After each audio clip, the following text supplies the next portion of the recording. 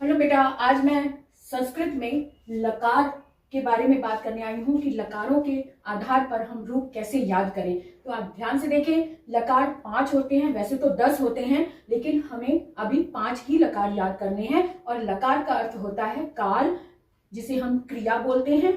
और क्रिया में हम काल को ढूंढते हैं ना, प्रेजेंट टेंस, फ्यूचर टेंस या फिर भूतकाल यानी कि पास्ट टेंस।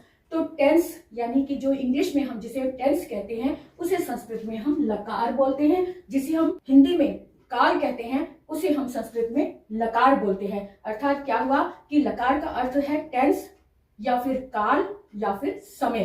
तो इन चारों आधारों पर हम समझ लें कि लकार का अर्थ क्या होता है। और लकार 5 तरह के होते हैं। कौन कौन से? लट लकार, लंग लकार, लृट लकार, लोट लकार और विधिलिंग। पहले हम आते हैं लट लकार। लट लकार का मतलब होता है वर्तमान काल। लट लकार का मतलब क्या होता है?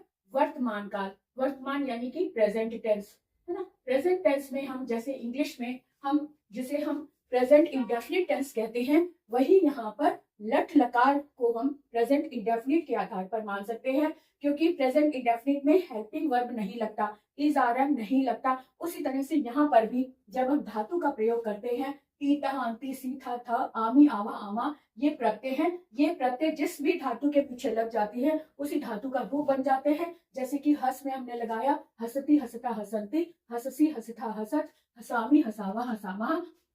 तो यहाँ पर हस धातु लगी हुई है, तो हस धातु के रूप ये बन गए, ये वाली धातु, ये वाले प्रत्ययों के साथ। सुबह मैं लाइव क्लास भी लेती हूँ, आप सभी आ सकते हैं। जैसे आज की ये वाली क्लास को मैंने सुबह लाइव क्लास में भी डिटेल में समझाया था, और लाइव क्लास को विस्तार से होती है, तो आप उसमें भाग ले सकते हैं। चाहे आप किसी भी कक्षा के हों, up to any class, 9th 10th special आए, उनके बोर्ड के एग्जाम होने वाले हैं। और जिन्होंने 11th 12th में भी संस्कृत ली हुई है, वो बच्चे भी इसमें शामिल हो सकते हैं और अपनी प्रॉब्लम या दुविधा हमें बता सकते हैं। हो सकता है कि हम आपकी दुविधा को दूर करके आपको सही आंसर तक पहुंचाएं। हम सेंटेंस बनाए कि वह हंसता है, तब हंसता है कि संस्कृत नहीं लगेगी, यहाँ पर सिर्फ ये आ जाएगा सह हसती, है ना। सह हसती लगाएंगे तो वो सेंटेंस कंप्लीट हो जाएगा। तो है वगैरह का जो संस्कृत होती है, वो हम कब लगाते हैं? जब प्रॉपर इन क्रियाओं का प्रयोग नहीं होता। जहां पर जैसे कि हम कहें कि वह एक लड़का है ना, तो वह एक लड़का है, सह एकः बालकः अस्ति। अब यहाँ पर हम अस्ति लगा रहे हैं क्योंकि यहाँ पर किसी भी क्रिया, इस धातु का प्रयोग नहीं हुआ या इनमें से किसी भी धातु का प्रयोग नहीं हुआ है।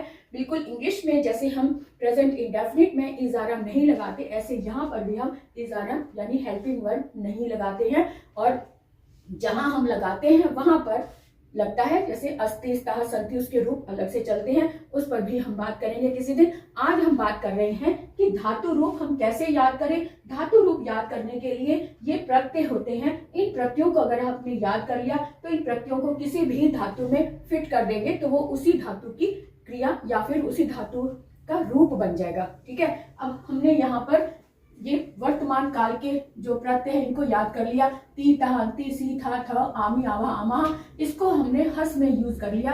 हसती, ती से पहले हस लगा दिया हसती, तह से पहले हस लगा लिया हसता, अंति से पहले हमने हस लगा लिया तो हसंती हो गया। तो ती तह अंति हसती हसता हसंती, सी था थ हससी, सी से पहले हस लगा लिया तो हससी, थ से पहले हमने हस लगा लिया तो हसथा, इस थ से पहले हस लगा लिया तो हसथ। तो इस तरह से रूप बन गया हसती हसता हसंती, हससी हसथा हसथ। अब यहाँ पर उत्तर पुरुष में आता है आमी आवा आमा, तो आमी से पहले हमने हस लगा लिया, तो जो ये आ है ये स्वर है, क्योंकि स्वर किसी भी व्यंजन में मात्रा के रूप में लग जाता है, इसलिए हसामी जो आ है वो हसा में मात्रा बनकर इसमें लग गया, हसामी हसावा हसामा। इस तरह ये रूप बन गए प्रेजेंट इंडेफिनिट के, यानी कि लट लकार के। अब हम आते हैं लंग लकार। लंग लकार के प्रत्यय इस तरह से होते हैं, लेकिन यहाँ पर एक विशेष बात ये होती है कि लंग लकार में अ उपसर्ग भी लगता है। तो सिर्फ एक लंग लकार के ही रूप ऐसे होते हैं जिसमें अ उपसर्ग लगता है। तो यहाँ देखिए, ये शुरू में जो लगाए हुए ये उपसर्ग है, और जो बीच में डैश लगा हुआ है, यहाँ पर धातु लगाएंगे। जैसे हमने पठ लगाया है, तो अ पठ और त लगा दिया, अपठत हो गया। जैसे अ पठ और त, अ उपसर्ग और त प्रत्यय लग गया और पठ बीच में लगा दिया, तो तो अपठत हो गया। इसी तरह से जितने भी खाली जगह बीच में लगाए डैश है, यहाँ पर हमने पठ धातु लगा दिया तो वो पठ धातु लंग लकार के रूप हो गए। कैसे? अपठत, अपठताम, अपठन, अपठः, अपठतम, अपठत, अपठम, अपठाव, अपठाम। इस तरह से हमने इसको लगाया और हमने इसके प्रत्ययों को याद किया। किस तरह से? ये भी देख लें। इसके प्रत्ययों को हमने याद किया कि ये अ जो है, अ तो हमें पता ही है कि अ लग रहा है उपसर्ग के रूप में, तो अ तो सब में एक सा, इसलिए इसको अलग से याद करने की जरूरत नहीं, माइंड में रखना है कि अ उपसर्ग लगा है। तो इसके प्रत्ययों को याद करेंगे। त, ताम, न, अह, तम, त, म, आव, आम। अब इसको हमने इसमें फिट किया। पठ लगाया तो पठ के रूप बन गए। अगर हम इसमें हस लगाए तो हस के रूप बन जाएंगे। किस तरह से, वो भी हम देख लें कि हस के रूप कैसे बनेंगे।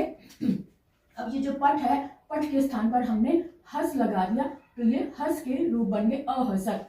इस पठ के स्थान पर हमने हस लगा दिया तो ये बन गया हस धातु के रूप अहसताम।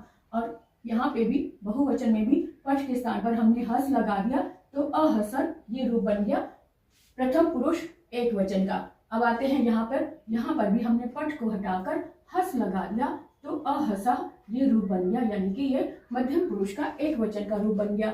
यहाँ पर भी पठ है तो पठ को हमने निकालकर हस लगा दिया तो बन गया अहसतम, है ना। अब यहाँ पर बहुवचन में, मध्यम पुरुष के बहुवचन में भी हमने पठ को हटाकर हमने हस लगा दिया तो अहसत, ये हमारा रूप बन गया मध्यम पुरुष बहुवचन का।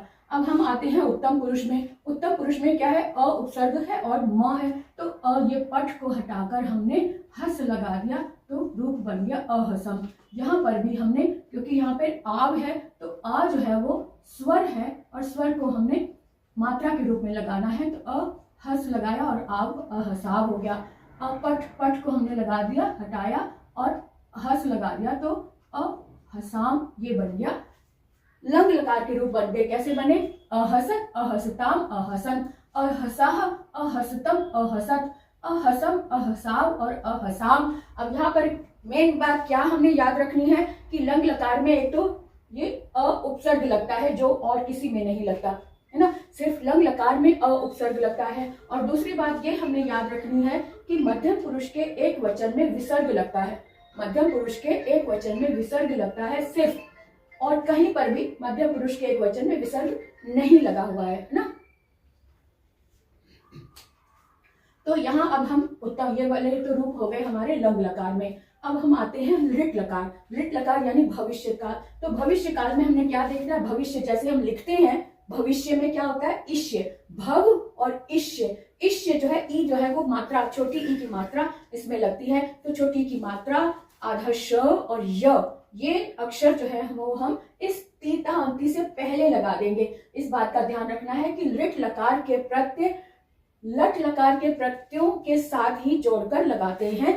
तीता अंति, सी था, आमी, आवा, आमा में पहले हम इष्य और लगा देंगे। तीता अंति एज इट इज लगा हुआ है, लेकिन ती से पहले हमने इष्य लगा दिया क्योंकि ये भविष्य काल के रूप है। तो भविष्य काल के रूप होने के कारण हमने इसके प्रत्ययों को कैसे याद किया? इष्यति, इष्यतः, इष्यन्ति, इष्यसि, इष्यथः, इष्यत, इष्यामि, इष्यावः, इष्यामा। ये प्रत्यय हैं लिट लकार यानी भविष्य काल के। ठीक है।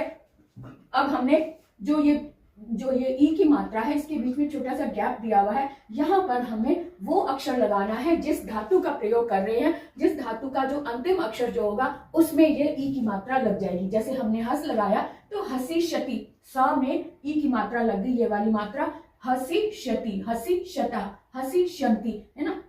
इष्यति, इष्यतः, इष्यन्ति, इष्यति, इष्यतः, इष्यन्ति, हस बीच में लगा दिया हमने, हसीष्यति, हसीष्यतः, हसीष्यन्ति।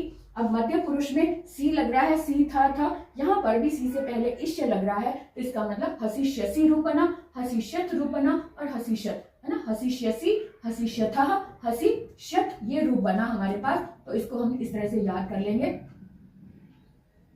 ये अब हम देखें उत्तम पुरुष में इष्यामी है, तो या ये लग रहा है इष्यामी, तो इष्यामी को कैसे लगाए? हसीश्यामी, हसीश्यावा, हसीश्यामा। इस तरह से हमने ये रूप के साथ में, इनके प्रत्ययों के साथ में हस धातु लगाकर हमने ये रूप लिट लकार में बना दिए। किसमें? भविष्य काल कह लो या फिर लिट लकार कह लो। तो कैसे, एक बार फिर से देखें। इष्यति, इष्यता, इष्यन्ति, इष्यसि, इष्यथा, इष्यत, इष्यामि, इष्यावा, इष्यामा। इसको हमने इसमें फिट कर दिया। हसिष्यति, हसिष्यता, हसिष्यन्ति, हसिष्यसि, हसिष्यथा, हसिष्यत, हसिष्यामि, हसिष्यावा, हसिष्यामः। ये रूप हमारे लिट लकार में बन गए हस धातु के, है ना। और अगर हस के स्थान पर हम वद लगा दें या पठ लगा दें तो पठ लगाए तो पठ धातु बन गया, वद धातु लगाए तो वद धातु बन गया, गम धातु लगाए तो गम धातु के रूप बन गए। तो इस तरह से हम इस हस के स्थान पर जिस भी धातु का प्रयोग करेंगे उसी धातु के रूप लिट लकार में बन जाएंगे। ये बात साफ हो गई, क्लियर हो गई, आपको समझ में आ गई? अगर नहीं समझ आई तो आप कमेंट कर सकते हैं। अब हम आते हैं लोट लकार। लोट लकार का प्रयोग आज्ञा के लिए होता है या फिर उपदेश के लिए होता है कि आप वहां जाओ, यहाँ आओ, यहाँ रख दो, ये पढ़ो, वो पढ़ो। तो जहां आज्ञा दी जाती है वहां पर लोट लकार वाले धातु रूप का प्रयोग होता है। अब इसके जो प्रत्यय हैं उनको एक बार याद कर लें। इसके लोट लकार के प्रथम पुरुष में ये प्रत्यय होते हैं तु, ताम, अंतु। मध्यम पुरुष में अ, तम, त। उत्तम में आनी, आव, आम। अब यहाँ पे देखो किसी में भी विसर्ग नहीं लगा हुआ है। ये छोटी छोटी बातें आप अपने दिमाग में रख लो तो आपके रूप कभी गलत नहीं होंगे। लोट लकार में किसी भी पुरुष में, किसी भी वचन में कहीं भी विसर्ग नहीं आया है। तो क्या आया है, क्या चेंज क्या है, ये हम ध्यान से देखेंगे कि तू, प्रथम पुरुष के एक वचन में तू आया है। तू किसी में भी ऊ की मात्रा नहीं आ रही है, सिर्फ लोट लकार में आ रही है। और बहुवचन में अंतु आ रहा है, जो कि अंतु किसी में भी नहीं आ रहा है, सिर्फ लोट लकार में तू और अंतु आता है ना। तो इसको देखें कैसे, तू, ताम, अंतु, वदतु, वदताम, वदंतु। अ, तम, त, वद, वदतम, वदत। आनी, आव, आम, वदानी, वदाव, वदाम। इस तरह से हमने इस प्रत्ययों को वद धातु में हमने पिरो दिया। तो ये वद धातु के रूप बन गए किसमें, लोट लकार में। अब अगर हम कहें कि तुम बोलो तो क्या कहेंगे, त्वम वद। त्वम मध्यम पुरुष का होता है ना, तो त्वम में और एक वचन में मध्यम पुरुष में वद आ रहा है तो त्वम वद बोलेंगे हम, है। अगर हम कहें वह बोले तो सह वदतु। इस तरह से जब हम आज्ञा देते हैं, आज्ञा वाले में ये लोट लकार का प्रयोग होता है। तो अगर हम वद के स्थान पर हस लगा दें तो हस के रूप बन जाएंगे। जैसे हमने तू, ता वैसे लगा हुआ है, लेकिन इस वद से पहले हमने हस लगा दिया तो हसतु बन गया, हस धातु के रूप बन गए। और यहाँ पर भी हमने हस लगा दिया तो हस ताम बन गया। यहाँ पर भी हमने हस लगा दिया वद के स्थान पर तो हस हसंतु बन गया। अब यहाँ पर सिर्फ हस हमने लगा दिया तो हस, ये हस मध्यम पुरुष का एक वचन बन गया। यहाँ पर अ लगा हुआ है, अ का मतलब है कि हस में अगर अकेला हस लगाएंगे, धातु लगाएंगे तो हस में हल लगता है। तो जब हमने अ स्वर लगाया तो हस का जो हल था वो हट गया, इसलिए पूरा हस आ गया। अब यहाँ पर भी मध्यम पुरुष के द्विवचन में भी हमने वद के स्थान पर हस लगा दिया तो हसतम हो गया। यहाँ मध्यम पुरुष के बहुवचन में भी हमने वद हटाकर हस लगा दिया तो ये हस के रूप बन गए। कैसे, हसतु, हसताम, हसंतु, हस, हसतम, हसत। अब यहाँ पर भी वद के स्थान पर हमने मात्रा वगैरह वैसी लगी हुई है, सिर्फ हस को हमने हटा दिया तो हसानी बन गया। और यहाँ पर भी हमने वद के स्थान पर हस लगा दिया तो हसाव हो गया।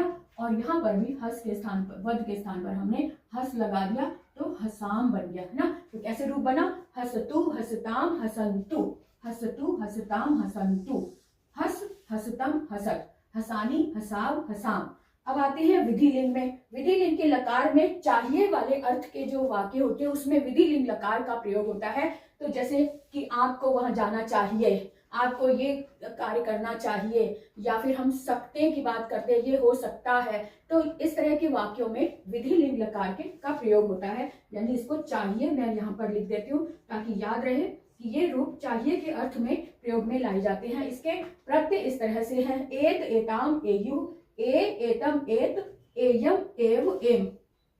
यहाँ पर एक बात आपने देखनी है, जो कि ए स्वर लगा हुआ है, इस स्वर को हमने जिस भी धातु में लगाना है, जिस धातु के रूप बनाने हैं, उसके अंतिम अक्षर में ए जो है, ये वाला ए मात्रा बनकर उसमें लग जाएगा। किस तरह से देखिए, जैसे कि हस धातु यहाँ पर लगाया है तो हसे, एत, एताम, एयु, तो हसेत, एत का ए इसमें मात्रा बन गया हसेत, हसेताम, हसेयु। अब यहाँ पर खाली ए है तो हसे, हसेतम, हसेत।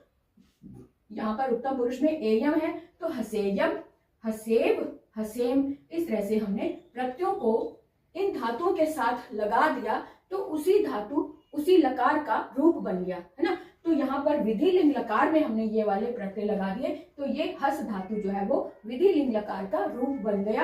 अब हस के स्थान पर अगर हम वद लगा दे या पठ लगा दे तो उसी धातु का ये रूप बन जाएगा। सिर्फ लगाना क्या है, एत एताम एयुः, ए एतम एत, एयम एव एम, है ना। अब यहाँ पर क्या चीज विशेष है, विधि लिंग में ए लग रहा है, ए, और जो बहुवचन है प्रथम पुरुष के बहुवचन में ए यु, यु में विसर्ग लग रहा है सिर्फ, और किसी में भी विसर्ग नहीं लगा। प्रथम पुरुष का बहुवचन, प्रथम पुरुष का बहुवचन, प्रथम पुरुष का बहुवचन, प्रथम पुरुष का बहुवचन, किसी में विसर्ग नहीं लग रहा, सिर्फ विधि लिंग लकार में ही बहुवचन में, प्रथम पुरुष के बहुवचन में ऊ की मात्रा और साथ में विसर्ग लग रहा है। इस छोटी छोटी बातों को आप ध्यान रख ले, ध्यान में बिठा लें, तो आपके रूप कभी गलत नहीं होंगे और कहीं मिक्स नहीं होंगे और कहीं ना ही कंफ्यूजन होगा। इस तरह से जो डिफरेंस है उसको आप ध्यान में रख लें, याद कर लें, लिख लिख कर प्रैक्टिस कर लें, तो आपके रूप हमेशा के लिए आपके दिमाग में, माइंड में बैठ जाएंगे और वो कभी भी गलत नहीं होंगे। जब भी आपको इसका प्रयोग करना होगा, जैसे तुम्हें वहां जाना चाहिए, चाहिए का प्रयोग हुआ तो आपके फौरन आपके दिमाग में आएगा इसमें तो विधि लिंग लकार का रूप होगा, तो विधि लिंग लकार बहुवचन है तो यानी कि यू लगेगा अंत में। इस तरह की चीजों को आप ध्यान में रख सकते हैं और अपने रूप को अच्छे से याद कर सकते हैं। तो ये पांचों लकारों को हमने यहाँ पर लिखा, सीखा, इसके प्रत्ययों को हमने सीखा और प्रत्ययों को हमने धातु में बदलना सीखा, धातु में ढालना सीखा।